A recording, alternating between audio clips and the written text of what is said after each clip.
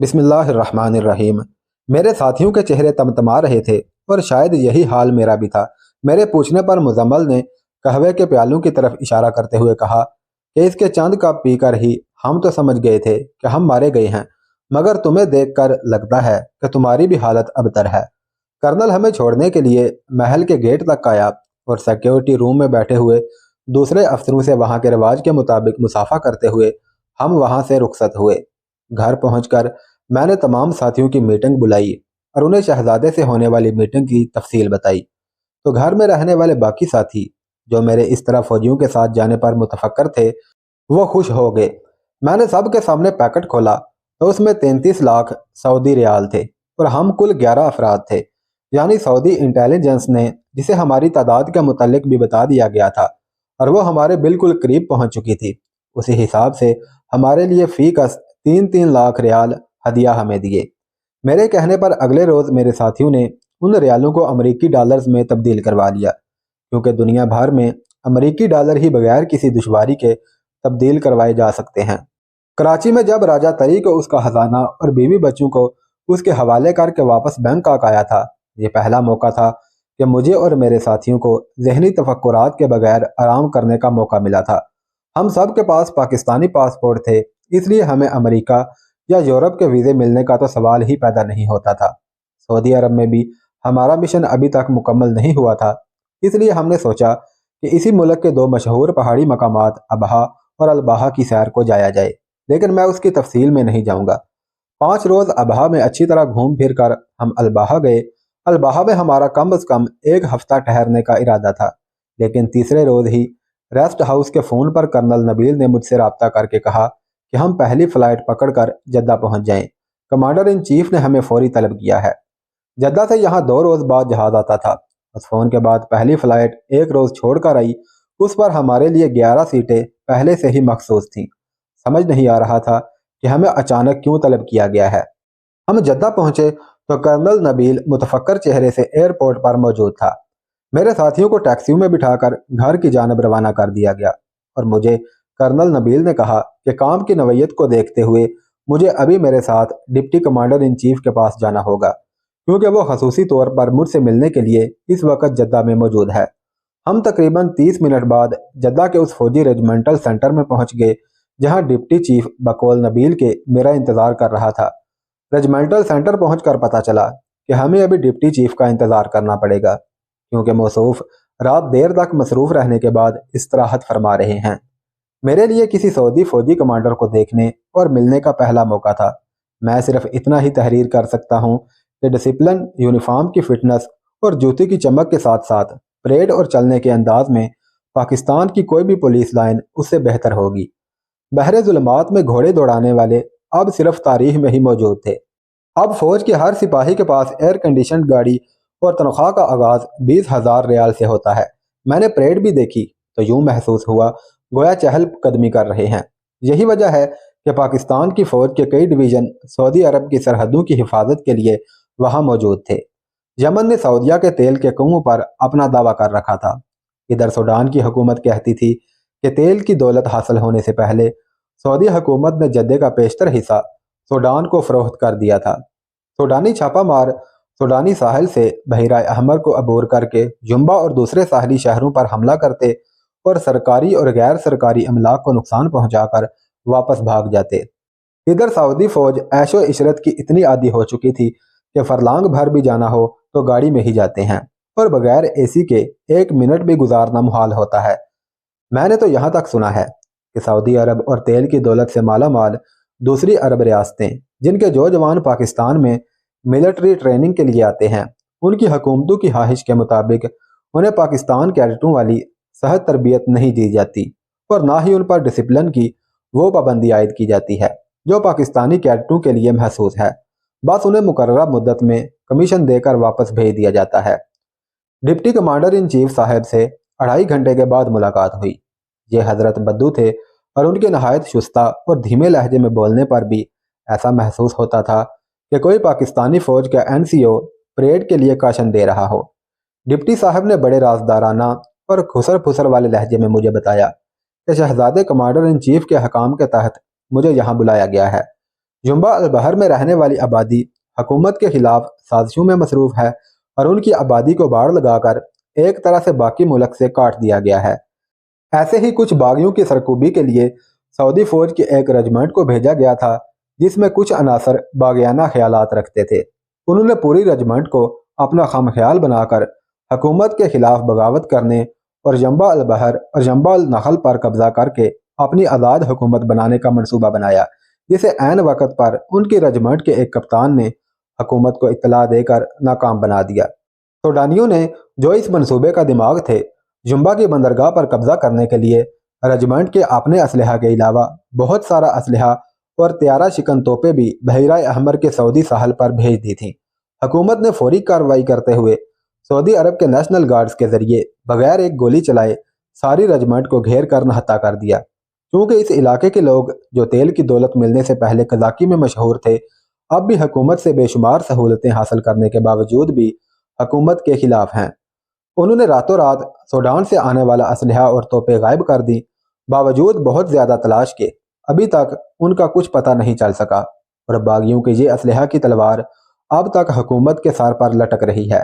किसी सऊदी या अरबी बोलने वाले को जुम्बा वाले कुछ बताते नहीं, लिहाजा कमांडर इन चीफ की नज़र इंतहाब हम पर पड़ी कि शायद हम इस गुमशुदा असलहा को तलाश करने में कामयाब हो जाएं। मैंने डिप्टी को कहा कि ज़ुबान की नाफहमी के बायस अगरचे मुझे कामयाबी की बहुत कम उम्मीद है, मगर मैं इस मिशन को चैलेंज समझकर कबूल करता हूँ। मुझे जुम्बा में 4 प्राइवेट कारें, मेरे और मेरे साथियों के लिए रिहाइश का माकूल बंदोबस्त और 4 टेलीस्कोप वाली ऑटोमेटिक राइफलें और 12 अदद पिस्टल या रिवाल्वर और वाफर मिकदार में गोलियां दरकार होंगी। डिप्टी ने पहले 2 मुतालबात तो फौरन मान लिए, लेकिन असलहा का सुनकर वो चौंका और बोला कि पूरे सऊदी अरब में किसी सिविलियन या गैर मुल्की को असलहा तो दरकनार गुलेल रखने की भी इजाज़त नहीं है, और आपको कानून की खिलाफ वर्जी करते हुए असलहा कैसे दिया जा सकता है? जनाब, आप सिविलियन और गैर मुल्कियों से ऐसा काम भी तो नहीं लेते जैसा हमें सौंप रहे हैं। मैं और मेरे साथी बागियों के छुपाए हुए असलहा की तलाश में मुसल्लह बागियों के सामने गोलियां खाने के लिए भी तैयार हैं, लेकिन सिर्फ इस सूरत में जब हम भी उन पर जवाबी फायर करने की पोजीशन में होंगे।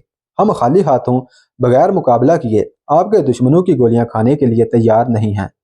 मेरा जवाब सुनकर डिप्टी सोच में पड़ गया। उसने कर्नल नबील को भी अपने दफ्तर में बुला लिया और मेरा असलहा का मुतालबा उसे बताया। कर्नल नबील, जो पाकिस्तान से काकोल अकेडमी से ट्रेनिंग ले चुका था, डिप्टी से अंग्रेजी में मुखातब हुआ कि सर, जब हमारी आर्मी, पुलिस और नेशनल गार्ड्स असलहा का सुराग ना लगा सके, बल्कि हमारे 3 नेशनल गार्ड मुकाबले में मारे गए, तो फिर ये गैर मुल्की क्यों कर हिफाजती असलहा के बगैर ये मिशन कबूल करेंगे?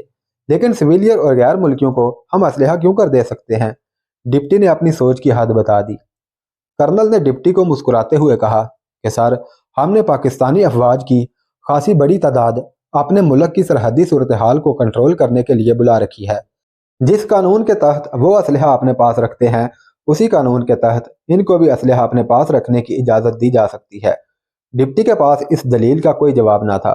थोड़ी देर वो सोचते हुए बोला कि चूंकि इस मिशन का हुक्म चीफ साहब ने दिया है, इसलिए मैं असलहा का मुतालबा पूरा करता हूँ।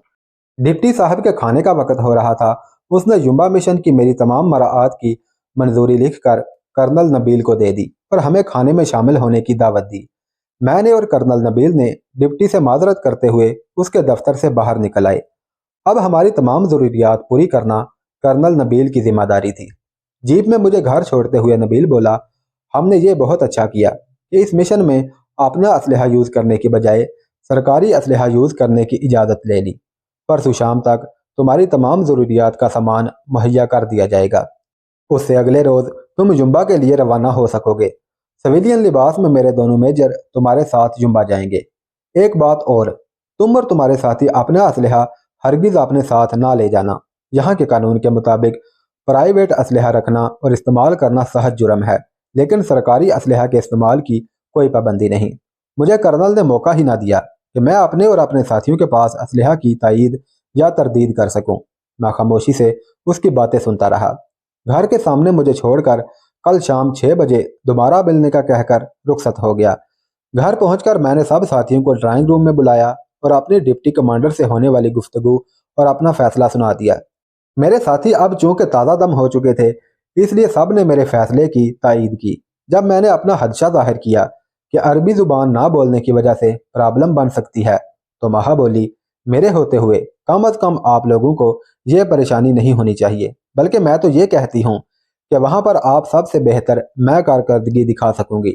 جن جگہوں پر آپ مردوں کا جانا مشکل اور معلومات حاصل کرنا ناممکن ہوگا، وہاں پر میں بڑی آسانی سے اپنے نسوانی حسن کا جلوہ دکھا کر سب کچھ حاصل کر سکوں گی اور وہ راز لے سکوں گی۔ مہا اسرائیلی خفیہ ایجنسی موساد کی تربیت یافتہ تھی اور وہ کچھ بھی کر سکتی تھی، لیکن میری ہمیشہ کوشش رہی ہے کہ جہاں تک ہو سکے مرد ہی مشن کو سر انجام دے۔ بہرحال ہم نے جمبہ جانے کے لیے اپنی تیاری مکمل کر لی۔ میں نے احتیاطاً سب کاغذات اور ڈائریاں بھی ساتھ ہی رکھ لی۔ یہ ڈائریاں ہمارے لیے قیمتی سرمایہ تھی اور ہمارے آئندہ مشنز کا انحصار انہی پر تھا۔ 2 گھنٹے قبل دونوں میجر بھی سویلین لباس میں ہمارے پاس پہنچ گئے۔ ہم نے ٹیکسیاں لیں اور ایئرپورٹ کی راہ لی، جہاز میں سوار ہوئے اور ٹھیک 30 منٹ بعد ہم جمبہ ایئرپورٹ پر لینڈ کر گئے۔ یہاں پر بھی ٹیکسیاں نہیں تھیں، لیکن کرنل نبیل نے 4 کاروں کا بندوبست کیا ہوا تھا۔ ہم کاروں میں بیٹھے اور شہر کی جانب ہو لیے، اور شہر کے شروع میں ہی گورنر ہاؤس کے قریب سرکاری ریسٹ ہاؤس میں ہمارے لیے 20 کمرے ریزرو کیے ہوئے تھے۔ میرے کہنے پر میجر نے ٹیکسی ڈرائیورز کو رخصت کر دیا۔ انہوں نے 2 سوٹ کیس جو آج صبح ہی ریسٹ ہاؤس میں پہنچے تھے ہمارے حوالے کیے، جس میں ہمارے لیے ہمارا مطلوبہ اسلحہ، میگزین اور گولیاں وغیرہ تھی۔ رات کی فلائٹ سے دونوں میجر واپس چلے گئے۔ ایک ہی دن میں ریسٹ ہاؤس میں ہمارے لیے 2 ٹیلی فون لگوا دیے گئے۔ میں نے وہ کمرہ خود لے لیا اور باقی کمروں میں ساتھیوں نے ڈیرے جما لیے۔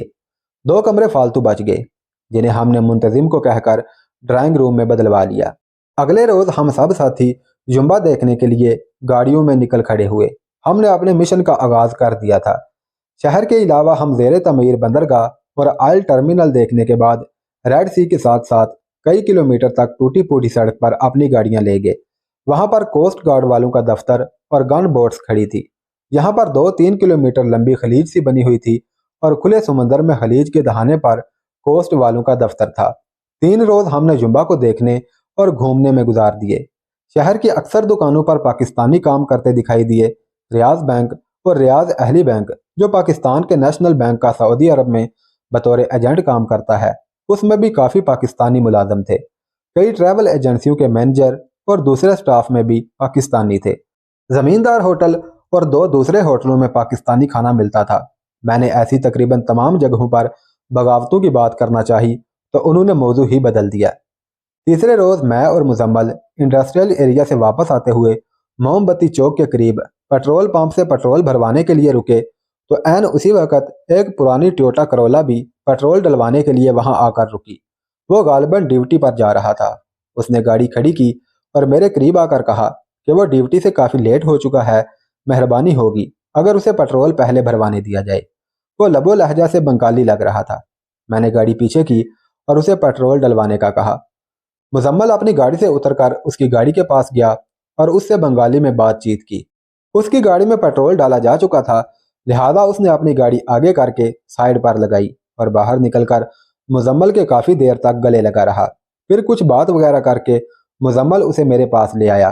اسی دوران میری گاڑی میں بھی پیٹرول بھر چکا تھا اور میں نے بھی اپنی گاڑی سائیڈ پر لگائی اور باہر نکل آیا۔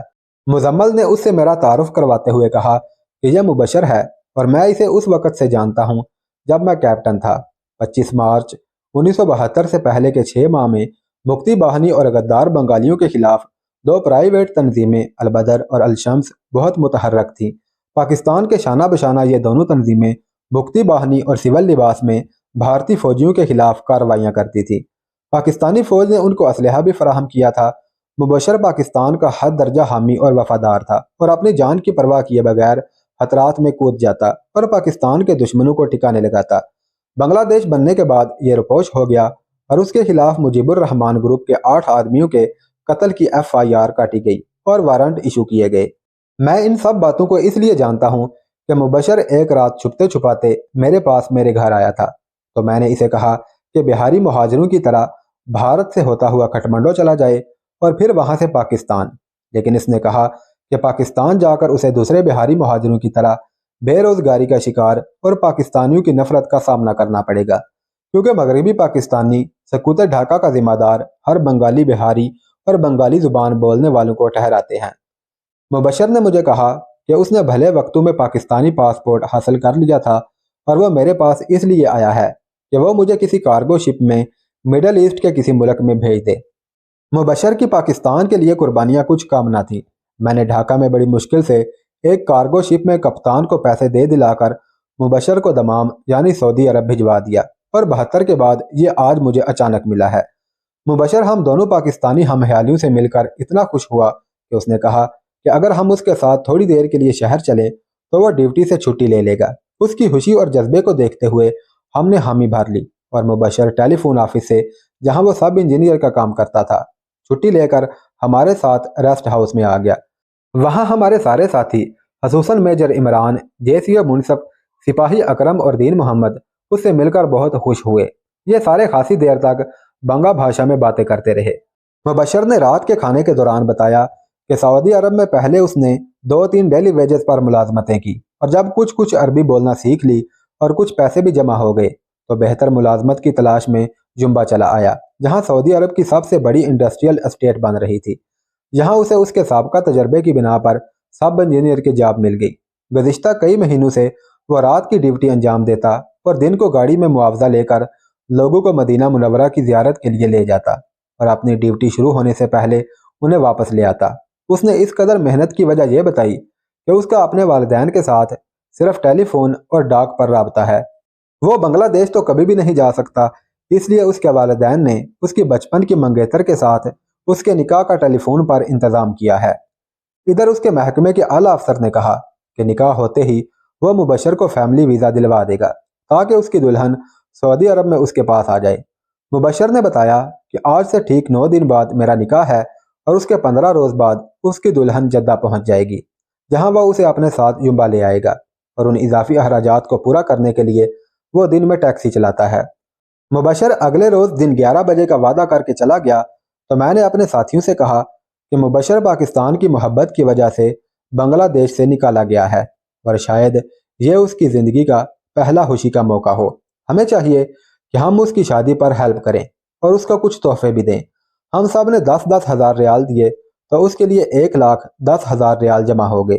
मुजम्मल ने बताया कि मुबशर बड़ा गैरतमंद नौजवान है और वो इस इमदादी रकम को लेने से इनकार कर देगा, इसलिए क्योंकि मैं उसका पुराना जानने वाला हूँ और मैंने उनको असलहा भी फराहम किया था, इसलिए हो सकता है कि वो मुझे इनकार ना कर सके।